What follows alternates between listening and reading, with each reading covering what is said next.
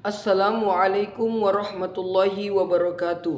Perkenalkan, nama saya Husain Muhal Tanjung dari kelas PMIB dengan NIM 0103223038. Di sini saya ingin membuat video untuk memenuhi tugas mata kuliah Pancasila. Saya akan menceritakan tentang Sumpah Palapa, Sumpah Pemuda, dan Ashabul Kahfi. Dan masuklah kita pada materi pertama, yaitu materi Sumpah Palapa. Sumpah Palapa adalah suatu pernyataan sumpah yang dikemukakan oleh Gajah Mada pada upacara pengangkatannya menjadi Patih Amangkubumi Majapahit tahun 1258 Saka.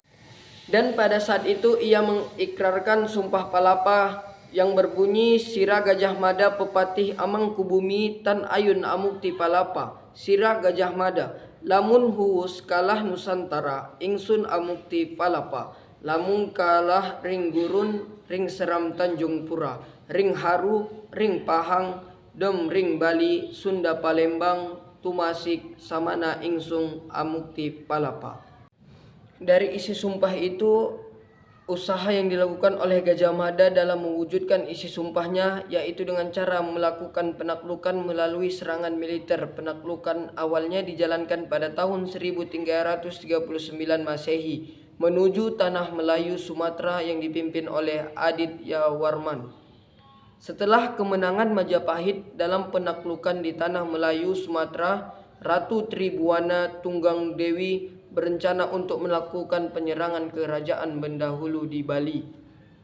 Itulah dari hasil dari Sumpah Palapa. Masuklah kita kepada materi kedua, yaitu Sumpah Pemuda. Sumpah Pemuda adalah keputusan Kongres Pemuda kedua yang diselenggarakan 2 hari pada tanggal 27 sampai 28 Oktober tahun 1928 di Batavia, kini bernama Jakarta. Keputusan ini menegaskan cita-cita akan tanah air Indonesia, bangsa Indonesia, dan bahasa Indonesia. Keputusan ini diharapkan menjadi asas bagi setiap perkumpulan kebangsaan Indonesia dan agar disiarkan dalam berbagai surat kabar dan dibacakan di muka rapat berkumpulan-perkumpulan. Istilah Sumpah Pemuda sendiri tidak muncul dari dalam keputusan Kongres tersebut, melainkan diberikan setelahnya.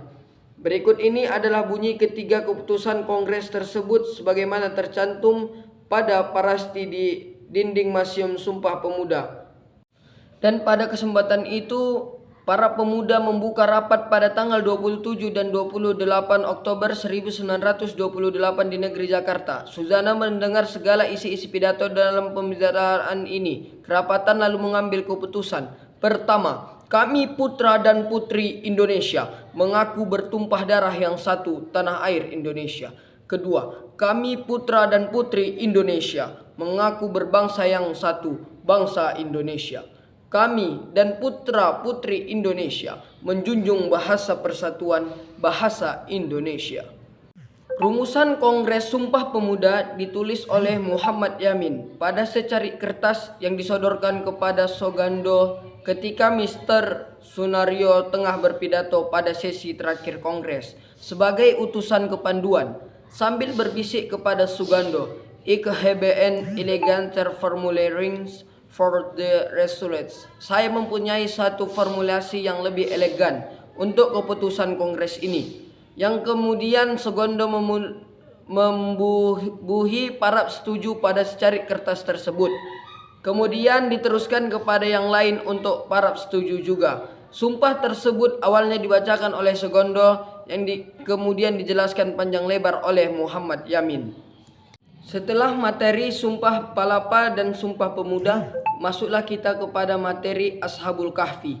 Ashabul Kahfi adalah kisah agama Abrahamik yang menceritakan 7 pemuda yang tertidur lelap di dalam gua selama 309 tahun. Kisah ini terjadi sebelum zaman Nabi Muhammad SAW. Mereka tertidur di dalam gua selama 309 tahun. Nama-nama mereka ada 7 manusia dan 1 anjingnya yang beriman kepada Allah, yakni Maksalmina, Tamlika, Martunus, Kastunus, Bairunus, Yatbunus, dan Danimus. Sedangkan nama anjingnya yakni Kitmir. Di dalam kisah itu tadi terdapat tanda-tanda kekuasaan Allah yang nyata. Di antaranya adalah satu, melalui kisah ini kita dianjurkan untuk berhati-hati dan melangsingkan diri atau menjauhi tempat-tempat yang dapat menimbulkan fitnah dalam agama. Dua, diterangkan dalam kisah ini betapa besar kecintaan para pemuda yang beriman itu terhadap ajaran agama Allah Subhanahu wa taala.